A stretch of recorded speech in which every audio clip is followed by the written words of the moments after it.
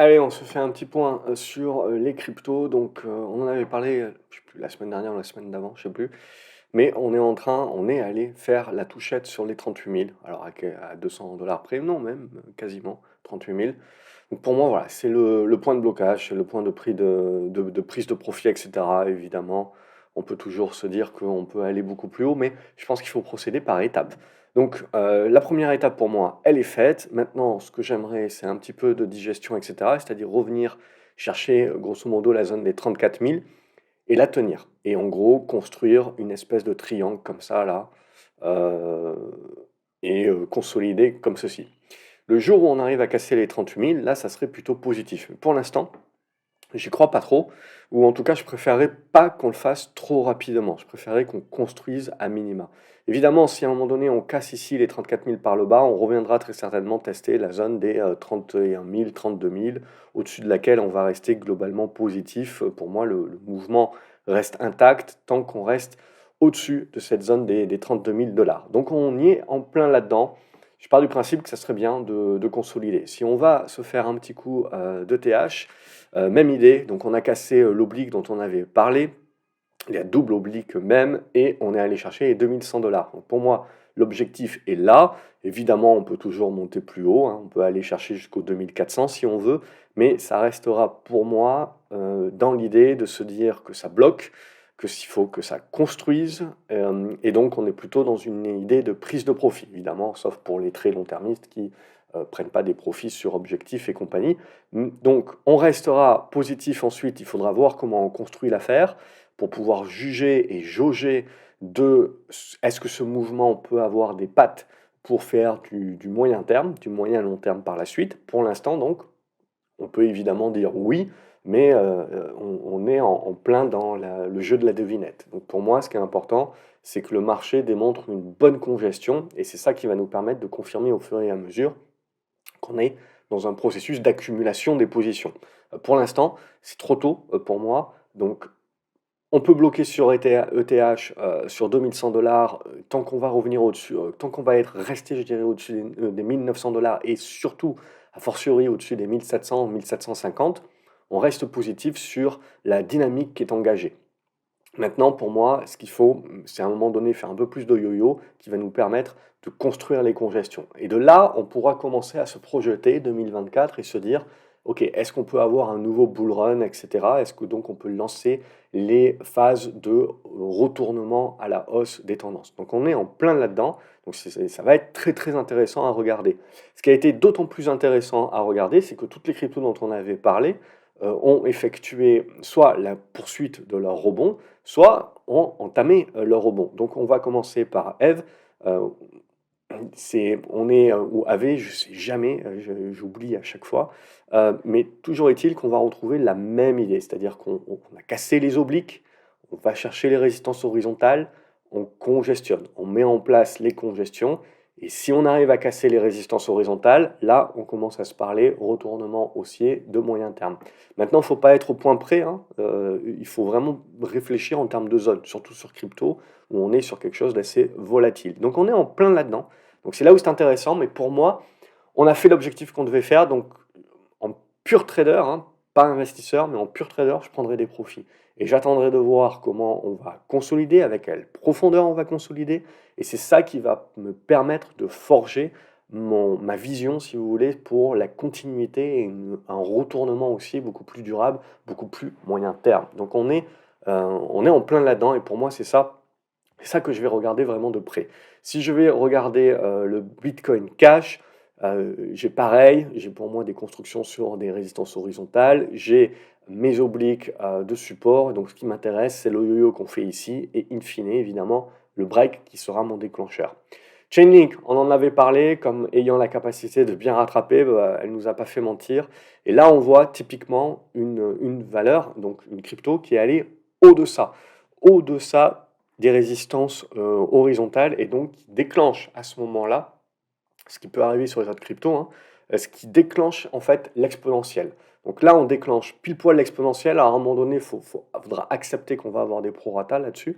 Mais là aussi, ça sera derrière, avant de repasser vraiment sur des positions moyen terme durables, il va falloir accepter de voir un petit peu pas mal de volatilité, de construction et d'avoir une figure. Et quand on aura la figure, on pourra se projeter un petit peu plus loin. Mais typiquement, on en avait parlé de Chainlink, comme de EAV, etc. C'était celles qui avaient les configurations les plus propres. Et donc là, on voit enfin, on est sur de l'exponentiel, de l'explosion à la hausse avec les volumes qui vont bien. Voilà, et ça, typiquement, c'est parfait. De toute façon, que ce soit une crypto, que ce soit une action, ce type de configuration-là, avec les congestions ici, c'est des configurations effet champagne, bouchon de champagne, et pour moi, voilà, c'est les meilleurs trucs à jouer. Euh, donc on est en plein là-dedans. Cosmos également, elle était un peu plus en retrait, mais on avait dit là, il y a la congestion, on peut partir, et là aussi, on va au-delà de ce que je pensais, mais on va quand même chercher de la résistance horizontale. Donc je pars du principe que voilà, on s'était dit Cosmos, c'était un petit peu moins qualitatif par rapport au reste, mais on joue le rattrapage. Donc ce qu'il faut, c'est que là, on a eu le rattrapage, maintenant ce qui va nous intéresser, c'est comment on consolide, comment on construit, comment on congestionne, et ça va nous permettre, si on arrive à casser ensuite ces congestions par le haut, de vraiment jouer à nouveau l'exponentiel là-dessus. Si on commence à avoir des exponentiels qui se jouent sur les cryptos qui étaient donc de moins bonne qualité ces dernières semaines, ça veut dire qu'on a vraiment, on a vraiment un sentiment de marché qui devient très positif sur l'ensemble du marché crypto, et c'est ce qu'on veut voir pour vraiment avoir une projection moyen terme. Si on n'a que quelques cryptos, si vous voulez, qui repartent, et donc on continue d'avoir un gros tri sélectif, alors tant mieux pour ces cryptos-là, bien entendu, mais ça ne nous engage pas, si vous voulez, dans un sentiment global de retournement haussier sur l'ensemble du marché. J'ai besoin de voir ça sur l'ensemble du marché.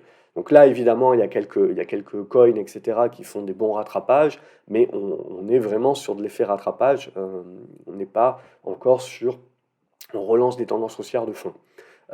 Ethereum classique, on a la même chose, hein, donc on avait la congestion qui était là, on casse par le haut, on va chercher les horizontales. Alors on a plusieurs horizontales sur du Ethereum classique par exemple, on voit, donc on va vraiment parler de zones. Et après, voilà, c'est ce qui va nous permettre de commencer à construire les figures. Donc ça devient très intéressant pour le moyen terme, mais il faut passer par une phase un petit peu construction pour moi. C'est ça qui sera le plus important. Litecoin, on avait vu, il était beaucoup plus en retrait, on l'avait laissé de côté. Bah, ce retrait continue. Pour autant, si vous arrivez à déborder cette zone des 80 dollars, il y a fort à parier qu'on jouera là aussi à un effet rattrapage. Matic, je ne représente plus, elle faisait partie aussi de celle en retard.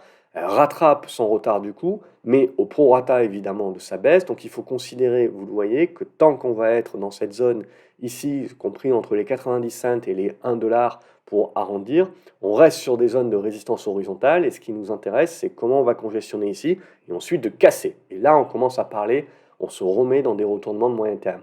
Ripple XRP, là aussi, c'est très propre. On était en train de congestionner sous les résistances horizontales. On voit qu'on break, on ne le fait pas à moitié. On va chercher l'horizontale ici et donc ça nous permet de construire des larges figures avec nos médianes dorénavant. C'est-à-dire que si on revient dans ces zones-là, c'est des zones d'accumulation et tant que vous ne recassez pas par le bas, on ne rejoue pas à se refaire peur et on est vraiment dans des configurations là où on est dans des figures de congestion de moyen terme et si elles arrivent à casser par le haut, ben là on commence vraiment à revalider des relances de tendance haussière sur les cryptos et notamment sur le XRP. On ressortira évidemment les excuses éventuellement de certains par rapport à la vidéo que j'ai pu faire en 2017 où j'avais parlé XRP, Ethereum.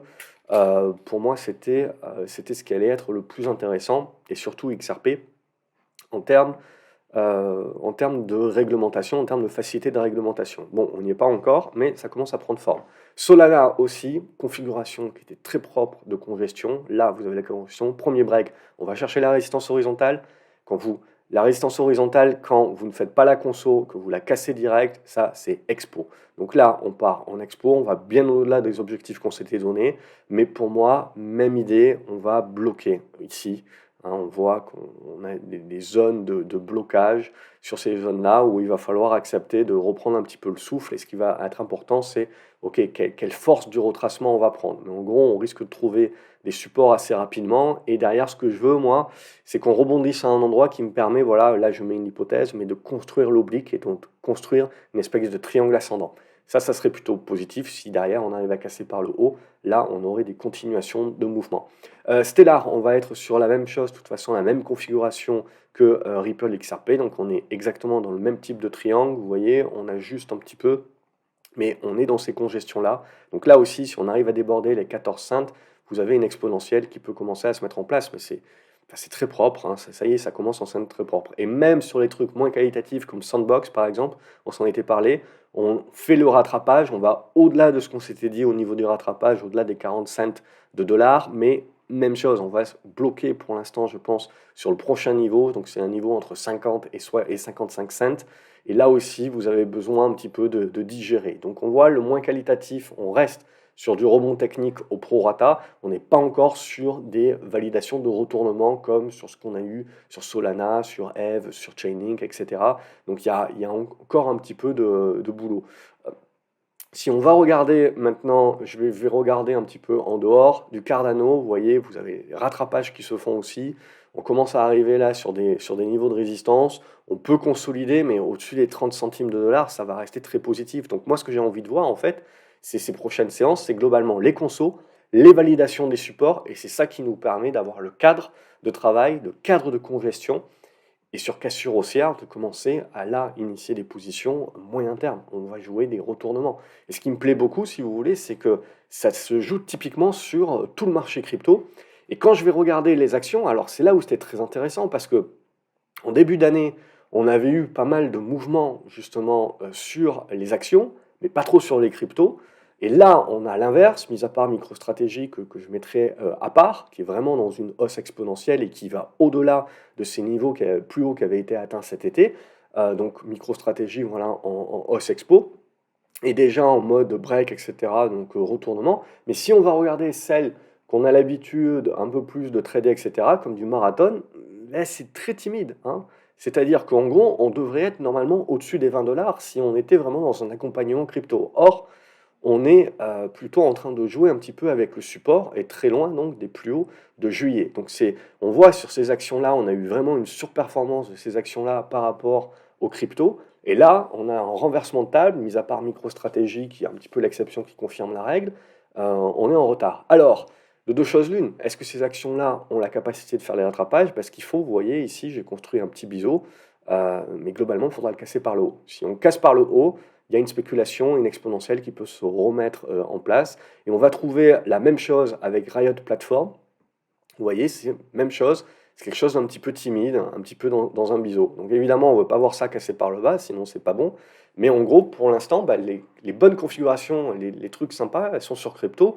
Les actions blockchain, globalement, sont beaucoup plus en retrait à ce stade-là. Mais il faut jamais dire jamais, il faut laisser un petit peu construire le truc, mais on voit que pour l'instant, on reste sous les résistances qui nous permettraient de valider les signaux et qui nous permettraient de revenir un petit peu à l'attaque sur ce genre de valeur-là.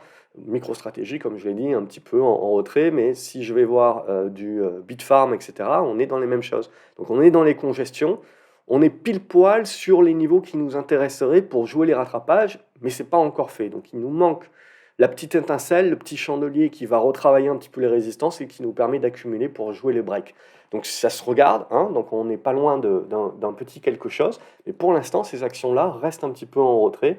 Donc si le marché veut jouer les rattrapages, ben, on ira jouer un peu plus les actions que les tokens à ce stade-là. Bon, je ne fais pas un dessin sur la remontada du token FTX, sur globalement grosso modo, hein, plus on va vers de la régulation, et plus le marché crypto d'apprécier, hein.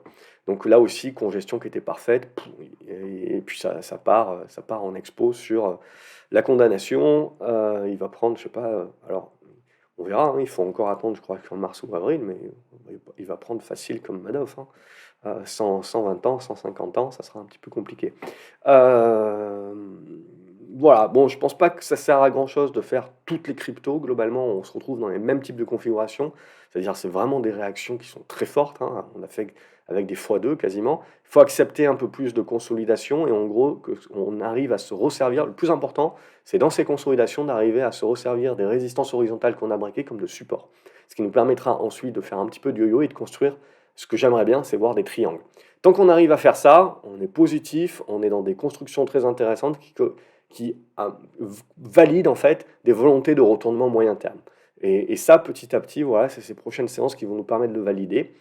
Et cette fin d'année, en gros, peut nous permettre de valider vraiment un mouvement beaucoup plus important pour 2024 globalement. Mais d'abord, voilà, ce que je veux voir, c'est dans les consos, les tenues des supports, et ça va nous permettre d'avoir les repères, pouvoir faire les plans, pouvoir mettre les stops et pouvoir y aller un petit peu plus fort. Elrond aussi, on voit c'est le même type de configuration, toutes ces configurations de crypto qui étaient un peu plus en retrait, où on avait dit on joue les rebonds, elles ont cassé les résistances et c'est parti en expo. Mais pour moi, en fait, ça nous valide les résistances horizontales qui vont être importantes pour le marché. Et ce que je veux voir derrière, c'est dans les consos un petit peu derrière des congestions de figures. Alors bien sûr, ça peut continuer de partir tout droit, mais je trouverais ça dommage parce que pour moi, si on doit vraiment repartir dans quelque chose de durable, moyen, long terme, et donc dans la relance de tendance haussière de fond sur les cryptos, sur l'ensemble des cryptos, ce que je veux voir sur l'ensemble des cryptos, et pas juste quelques-unes où on est sélectif par rapport aux fondamentaux, etc., c'est construction de figures. Donc je veux voir de la construction de figures, je veux pas voir des trucs partir, continuer à partir berserk, etc. Ça pour moi, ça sera pas sain et il faudra faire attention au retour de bâton. Donc on est là-dedans. En tout cas, c'est ma vision du marché crypto actuellement. Et on a vu son retournement se construire un petit peu sous nos yeux ces dernières semaines. Ce qui a été très intéressant pour moi cette année, c'est à nouveau cette décorrélation, légèrement, on va dire. C'est-à-dire que voilà, on a eu beaucoup de rebonds sur les actions spéculatives, les cryptos n'ont rien fait. Et puis, au moment où les actions, les plus petites capes spéculatives ne font plus trop rien, etc., c'est surtout les grosses caps qui continuent à motiver le marché. On voit les cryptos qui reprennent du poil de la bête. Donc ça, je trouve cette décorrélation à nouveau assez intéressante à suivre pour ces prochaines semaines. Excellente. Comme d'habitude, n'oubliez pas de liker la vidéo, de la partager, de la faire tourner. En tout cas, ça fait plaisir. Merci de votre soutien. Dites-moi ce que vous en pensez et quels sont les cryptos que vous privilégiez dans les commentaires. Et je vous dis à la prochaine vidéo. Salut les graphes.